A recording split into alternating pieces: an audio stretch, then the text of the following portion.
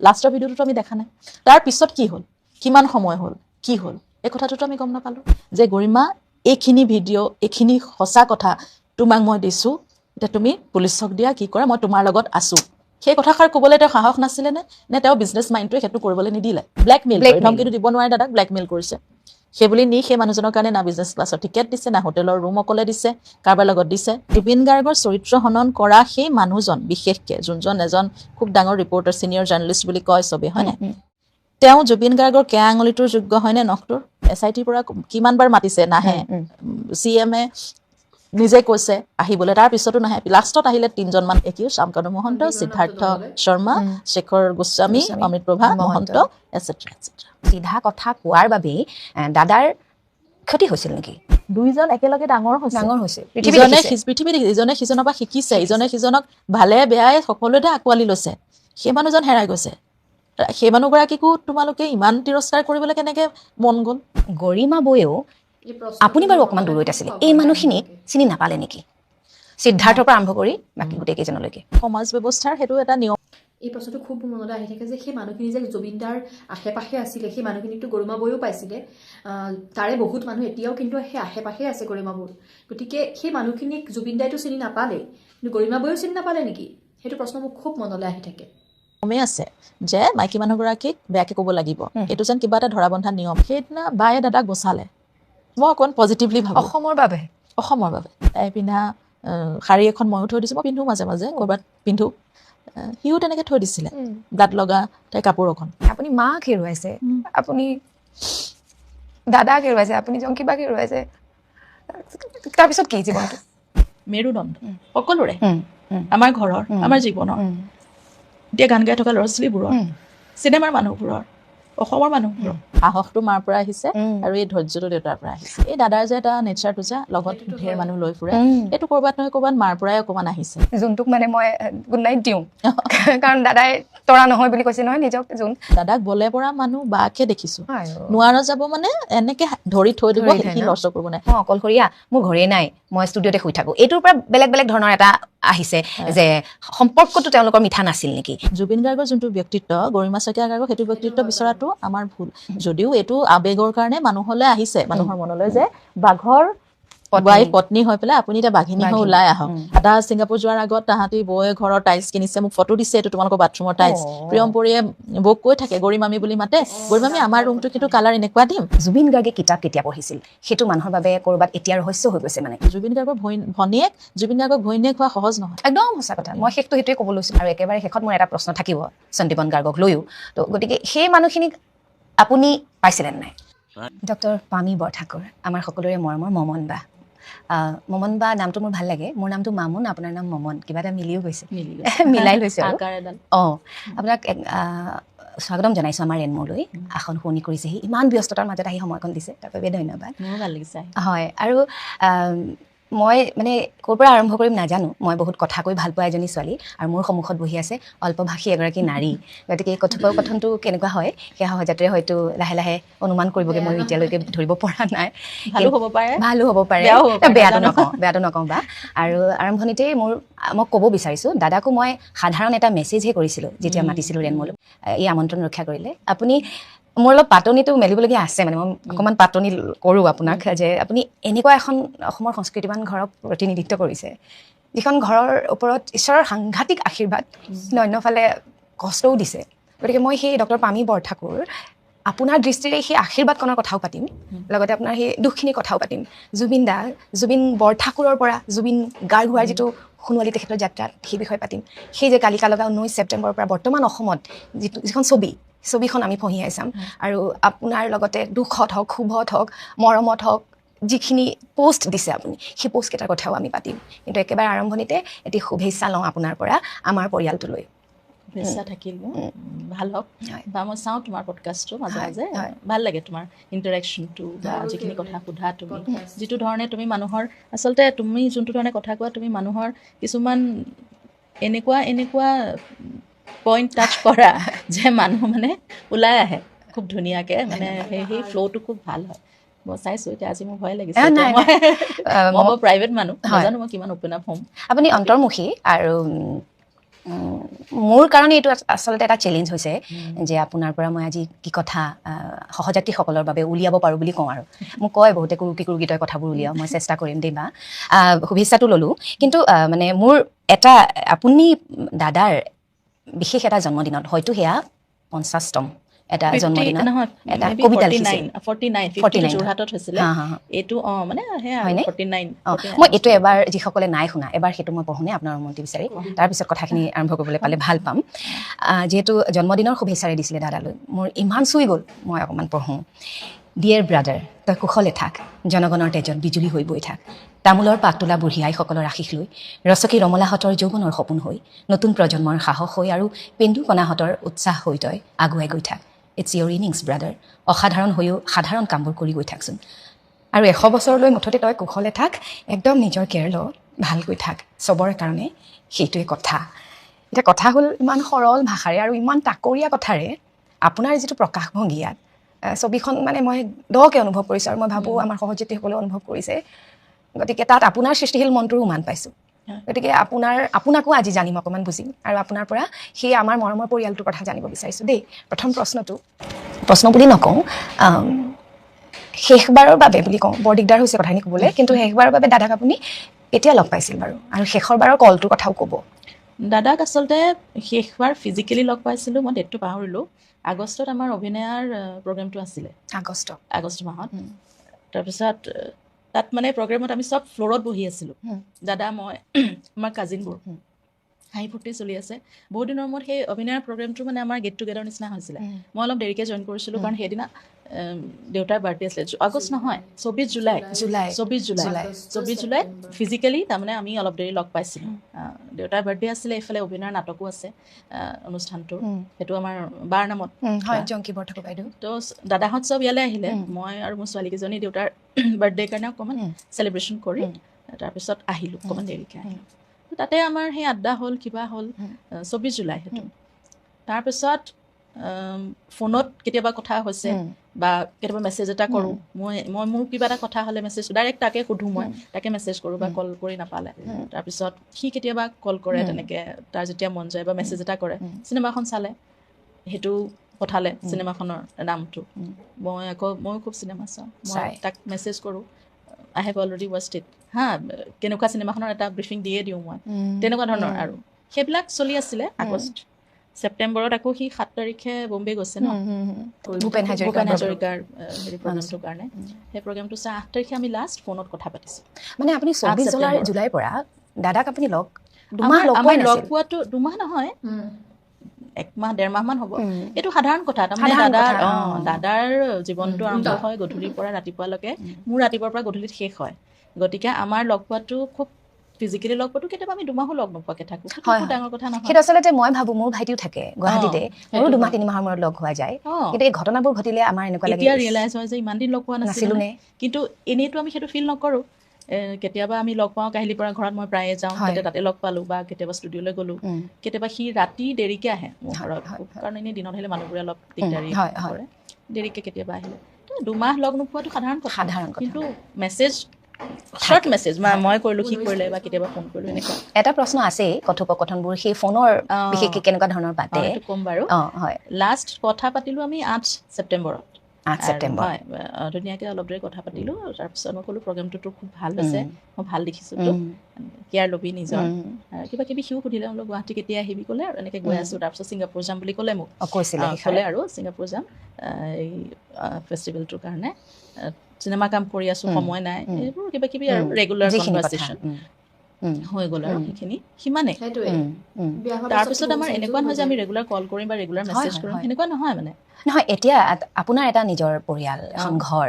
আৰু দাদাৰ এখন নিজৰ ঘৰ গতিকে সময় লৈ আৰু মানুহৰ ব্যস্ততা লৈ সেইখিনি একদম স্বাভাৱিক কথা নহয় জানো একেটা পৰিয়ালতে আমি অকণমানিতে থাকোঁ অকণমানি হৈ যোৱাৰ পিছত নিজৰ জীৱন ডাঙৰ হৈ আহিলোঁ বৰ ব্যস্ততা থাকে সেইটো স্বাভাৱিক সেইটো আৰু মোক মানে সি বেছিকৈ দিগদাৰী কৰিবলৈও নিবিচাৰে যেতিয়া তেতিয়া আহি কাৰণ মই ৰাতিপুৱা সোনকালে উঠোঁ পুৰা ছোৱালী স্কুল পঠাই মই নিজৰ দায়িত্ব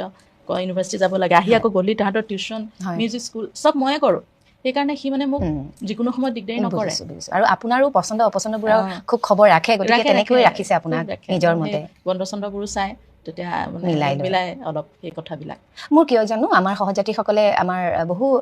যেহেতু মই দাদা কায়িকভাৱে নোহোৱা হোৱাৰ পিছত মই যিমান পাৰোঁ দাদাক লৈ অনুষ্ঠানবোৰ কৰিবলৈ চেষ্টা কৰিছোঁ হয়তো দাদাৰো সেয়াত আশীৰ্বাদকণ মিলি গৈছে আচলতে বহুতে কয় যিমান পাৰে সিমান দাদাৰ কথাবোৰ ক'বচোন অতিথিসকলক সেইকাৰণে ক'ৰবাত আপোনাৰ এই ধুনীয়া পৰিয়ালটোৰ কথা অকণমান নজনা নুশুনা জানিবলৈ চেষ্টা কৰোঁ মোৰ কিয় জানো মনলৈ আহিছে এটা প্ৰশ্ন সুধিবলৈ যে আপুনি যদি চকুটো মুদি দিয়ে এতিয়া সৰুকালৰ বহু স্মৃতি আমনি কৰিব কিন্তু একেবাৰে আৰম্ভণিতে আপুনি যেতিয়াৰ পৰা সচেতন হৈছে যে কথা মনত থকাৰ মোক সুধিলে মোৰ ভাইটি কোনটো কথা মনত আছে মই প্ৰথম মোৰ হাততে খোজটো লৈছে আৰু সেই কথাটো মনলৈ আহে ভণ্টিৰ কথা মনলৈ আহিলে ডিঙিত জামুক লাগি ধৰিছিলে মায়ে আঙুলিটো বঢ়াইছে কামুৰিছে এনেকুৱা কিছুমান কথা আপোনাৰ বাৰু তেনেকুৱা দাদাৰ একদম অকমেণ্টে থকা কিবা কি মনলৈ আহে এই মুহূৰ্তত এই মুহূৰ্তত এটা কথাই মনত আহে সৰুতে সি খুব কিতাপ পঢ়িছিলে এনেকুৱা চফাৰ ছিংগল চেয়াৰখনত ভৰিকেইটা উঠাই মানে কৰ্ণাৰটোত বেকা হৈ লৈ পেলাই এইটো যেনিবা কিতাপখন এনেকে লৈ পেলাই বহি লৈ পেলাই পঢ়ি থাকে কুচি মুচি একদম ক'ব নোৱাৰাকে পঢ়ি থাকে আনমনা খুব পঢ়ে মোক সেই ছবিটো খুব আহে মনতে সি খুব পঢ়িয়ে থাকে বেছিভাগ হয় পঢ়ি থাকিব নহয় একদম হুলস্থুলকে উৎপাত কৰি ঘূৰি ফুৰিব গান চান গাই কিন্তু সেই ছবিটো খুব আহে মোৰ আচলতে ইমান মিলিছে মই সেইটো আছেই প্ৰশ্নটো কিতাপৰ ওপৰত বিশেষভাৱে এটা চৰ্চিত বিষয় দাদা নোহোৱা হোৱাৰ পিছত যে জুবিন গাৰ্গে কিতাপ কেতিয়া পঢ়িছিল সেইটো মানুহৰ বাবে ক'ৰবাত এতিয়া ৰহস্য হৈ গৈছে মানে ইমান ব্যস্ত হৈ থকা মানুহ এজন গতিকে আপোনাৰ পৰা মই সেইটো উত্তৰ বিচাৰিম কিন্তু এই ছবিখনৰ পিছতে এই যে ছবিখন মনতো তাৰপিছতে সকলোকে সোধোঁ অতিথিসকল আহিলে এটা তেখেতক নিজে নিজৰ বিষয়ে সংজ্ঞা কি দিব আৰু জুবিন গাৰ্গৰ সংজ্ঞাও লওঁ গতিকে মই এতিয়া জুবিন গাৰ্গৰ প্ৰিয় ভগ্নীগৰাকীৰ পৰা জুবিন গাৰ্গৰ এটি সংজ্ঞা বিচাৰোঁ চমুকৈ বাকীতো আমি মুকলি কৰি গৈ আছোঁ বাটটো আপুনি কি সংজ্ঞাৰে বান্ধিব আপোনাৰ ককাইদেউক এইটো বৰ ডাঙৰ কথা সুধিলে একদম জুবিন গাৰ্গক সংজ্ঞা দিয়া অলপ দিগদাৰী তেওঁ মানে সত্তাটো যথেষ্ট বিশাল এটাই ক'ব পাৰি তাৰ লগত যিকোনো কথা যিকোনো পৰিৱেশ যেতিয়াই মানুহে কিবা এটা কৰোঁ বুলি কয় সি এটাই কথা কয় গ' আহেড মই আছোঁ চ' সেইটো এটা ডাঙৰ সংজ্ঞা মানে প্ৰেৰণা নহয় একদম মানে বেকবোন হৈ থিয় দিয়ে ৰাজহাড় হৈ থিয় দিয়ে তেওঁ এনেকুৱা এজন মানুহ আছিলে এতিয়াও মই আছে বুলিয়ে কওঁ এতিয়াও মানে অনুভৱ হয় যি মানে একদম মানে আমাৰ ঘৰৰ মেৰুদণ্ডডাল আছিলে মেৰুদণ্ড সকলোৰে আমাৰ ঘৰৰ আমাৰ জীৱনৰ এতিয়া গান গাই থকা ল'ৰা ছোৱালীবোৰৰ চিনেমাৰ মানুহবোৰৰ অসমৰ মানুহবোৰৰ সকলোৱে মেৰুদণ্ড মই ভাবোঁ অসমৰ মেৰুদণ্ড নতুন প্ৰজন্মৰ মানে মেৰুদণ্ডই আছিলে সেই বুলিয়ে মই তেওঁক সাহস আমাৰ বাবে প্ৰেৰণা সাহস সৃষ্টিৰ এটা যেন উৎস হয় তুমি যি কৰা তেওঁ মেৰুদণ্ড হৈ থিয় দিয়ে আৰু যেতিয়া মেৰুদণ্ডডাল চিধা হ'ব সেই মানুহজন চিধাকে চলিবই পাৰিব তাৰমানে তেওঁৰ শক্তিটো থাকিব তো সেইটোৱে মোৰ কাৰণে সংজ্ঞা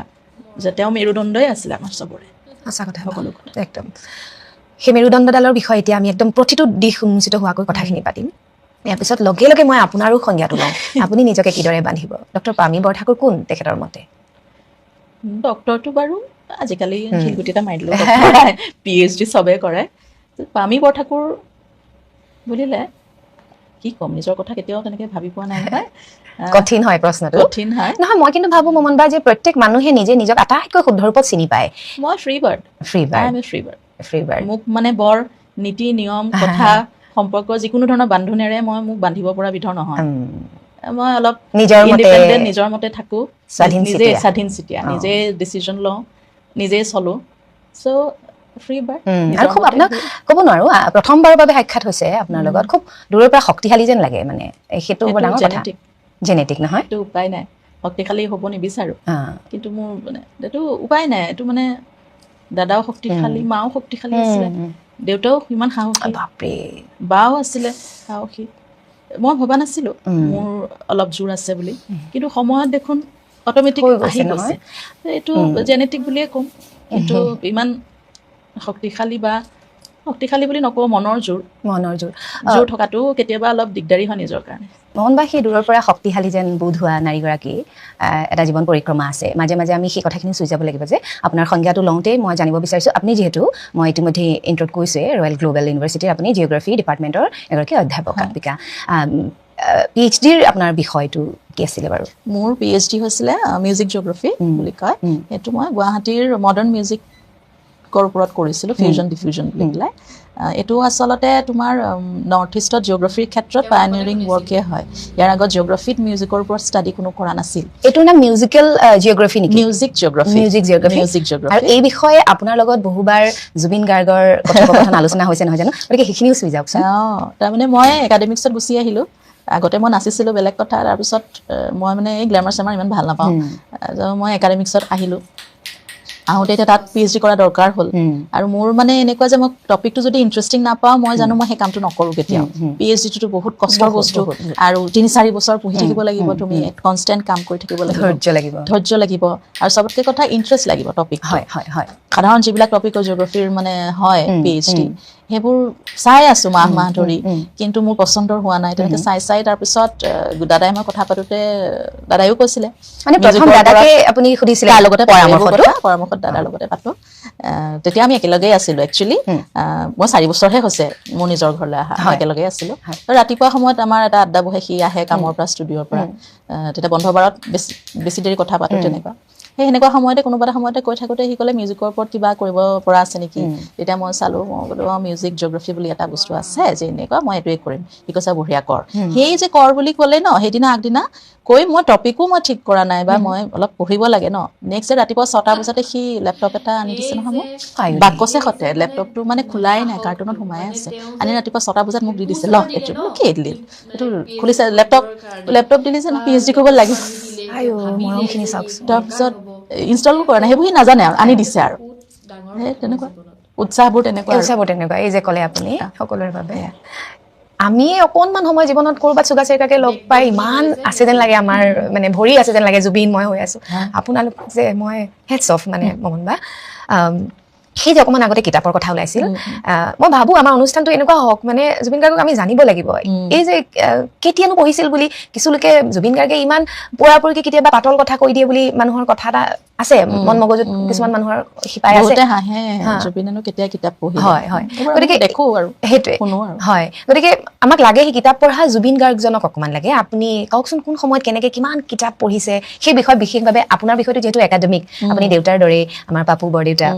মোহিনী মোহন বৰঠাকুৰ কপিল ঠাকুৰ বৰদেউতা গতিকে সেই বিষয়টো আপুনি দেউতাৰ দৰে আপুনি অকণমান হ'ল গান নাচবোৰ যদিও ভাল পায় পঢ়া শুনা একাডেমিক লাইন গতিকে দাদাৰোতো এইটো বিষয় প্ৰিয় কিন্তু গান নাচবোৰ অধিক ভাল পায় কওকচোন কেনেকৈ মিলাই লৈ গ'ল অকণমান পঢ়াৰ সেই দিশটো সৰুতে আচলতে মোৰ দেউতাইও আমাৰ বহুত কিতাপ পঢ়ে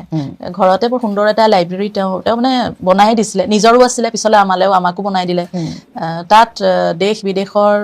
চবতকৈ ভাল কিতাপবোৰ আনি দিয়ে দেউতাই নিজেও পঢ়ে অসমীয়াতে হওক ইংৰাজীতে হওক বেংগলীতে হওক আমাৰ ঘৰত কোৰাণ ভাগৱত চব থাকে দেউতা চব পঢ়ে তাৰমানে আমাকো আনি দিয়ে সংকলন আনি দিয়ে ভাল ভাল কিতাপ চব আনি দিয়ে ফিলচফিকেল বুকছ দেউতাই খুব ভাল পায় ফিলচফিকেল বুকছ আনি দিয়ে চব ধৰ্মৰ কিতাপ যিকোনো নভেল হওক আৰু বায়োগ্ৰাফি হওক গল্প সংকলন হওক চব আনি দিয়ে আৰু কেতিয়াও দেউতাই মানে নকয় যে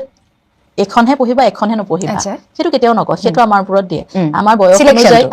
বয়স অনুযায়ী আমাৰ কেপাচিটি অনুযায়ী আমি পঢ়ি যাম দেউতাই সেইটো জানে দেই সেই পৰিৱেশটো সৰুৰ পৰা দিছে আমি মানে স্কুলৰ গৰমৰ বন্ধত হওক ঠাণ্ডাৰ বন্ধত হওক বা এনেও স্কুল থাকোঁতে পৰীক্ষা নাথাকোঁতে আমি গধূলি সময়ত খেলা ধূলা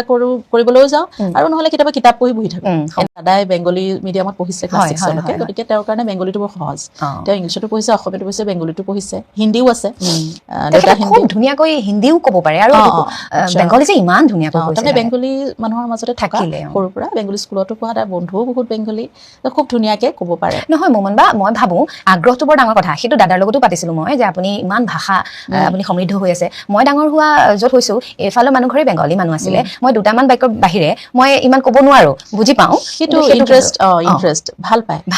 পায় আৰু শুদ্ধকৈ কয় উচ্চাৰণবোৰ ইমান ধুনীয়া শুদ্ধকৈ কয় আৰু বহুত ঠাই ঘূৰিছিলে নহয় সেইটো কাৰণে আমাৰ মানে সেই উচ্চাৰণবোৰ চাগে বেছি শুদ্ধ হ'ল মানুহবোৰ বেছি নিজৰ হ'ল কাৰণ বিভিন্ন ধৰণৰ সংস্কৃতিৰ মানুহ পালোঁ জাতি জনজাতিৰ মানুহ পালোঁ বিভিন্ন ধৰণৰ মানুহ পালোঁ বিভিন্ন ভাষী মানুহ পালোঁ আৰু সেইটো দাদাই কিতাপ লৈ মই আকৌ ঘূৰি আহিছোঁ দেই তোমাৰ মেট্ৰিকৰ সময়তো চাগে দাদাই নিজৰ কিতাপ পৰীক্ষাৰ কিতাপতকৈ বাহিৰা কিতাপে বেছি পঢ়িছিলে তেনেকুৱা কলেজ পঢ়ালৈকে কিতাপ চৰ্চাটো কণ্টিনিউ আছিলে বহুত বেছি বাহিৰা কিতাপ পঢ়ে তাৰ পঢ়াৰ কিতাপ খুব কম পঢ়ে কোৰ্চৰ কিতাপ তাৰপিছত যেতিয়া তেওঁ মিউজিকত খুব সোমাই গ'ল আৰু তেওঁ কেৰিয়াৰ মিউজিকত ল'লে তেতিয়াৰ পৰা তেওঁ পঢ়াটো আগতকৈ ডেফিনেটলি কমিলে, সময় কম পায়, হয়, হয়, কিন্তু যেতিয়াই সময় পায় তেওঁ কিতাপখন পঢ়ে। তাৰ পৰাই বুটলি এতিয়া গোটেই যে এই জীৱনটো তেখেতৰ ইমান সমৃদ্ধ হ'ল প্ৰতিটো কথাত, আৰু মানে খুব যিকোনো কথাত মানে স্পষ্টৰে এটা ষ্টেণ্ড ল'ব পাৰে যে সেই কথাবোৰ আছেই যে ভিতৰত, সেই জ্ঞান জানে, বহুত জানে, একদম আপডেটেড থাকে, সদায় আপডেটেড থাকে, সেইটো কথা খুব ভাল পায়। আৰু যেতিয়াৰ পৰা ইণ্টাৰনেট আহিলে তেতিয়াৰ পৰা তেওঁ ফোনটোৰ খুব সদব্যৱহাৰ কৰিছিলে, মানে যেতিয়া দেখোঁ আৰু তেওঁ এই ছ'চিয়েল মিডিয়া নাচায়, সেইবোৰত ইণ্টাৰেষ্ট নাই, এইবোৰ নাজানেও, তেওঁ সেইবোৰ পঢ়ে, ইনফৰমেশ্যনবোৰ পঢ়ে, ক'ত কি হৈ আছে আমাকো কয়, এইটো জাননে, এই কথাটো জাননে, সেয়া এনেকুৱা। আমি সি যেতিয়া কথাটো কয় তাৰ 2 বছৰমান পিছতহে সেই বস্তুটো মানে আমি দেখোঁ যে মানুহলৈ আহিছে।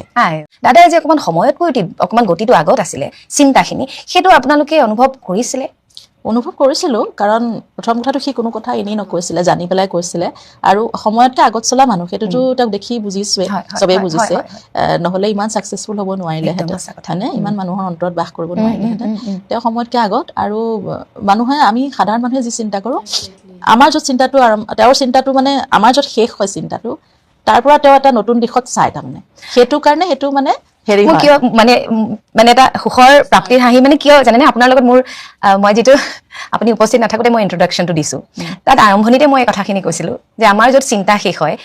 দাদাৰ চিন্তাখিনি তাৰ পৰা আৰম্ভ হয়। মই এই লাইনটোৱে কৈছোঁ, আৰু এটা উদাহৰণ দিছোঁ, সেইটো আপুনি যেতিয়া অনুষ্ঠানটো চাবগৈ তেতিয়া আপুনি জানিব, জানেনে মমন বা, মোৰ ভাল লাগি গৈছে, মানে মিলি গৈছে কথাখিনি। আমাতকৈ বহুত এডভান্স, সেইটো কাৰণে আমি কথা ডিছকাছো কৰোঁ, তাৰ লগতে কৰোঁ, দাদাৰ লগতে কৰোঁ, সেই কথাটো জানো। কিন্তু এতিয়া তেওঁ এই 19 ছেপ্টেম্বৰৰ পৰা যোনটো পৰিৱেশ, যোনটো অনুভৱ কৰিছোঁ, এটা ঐশ্বৰিক ডিভাইন বস্তু, সেই সত্তাটো আমি তেওঁৰ লগত থাকোঁতে কিন্তু অনুভৱ কৰা নাছিলোঁ।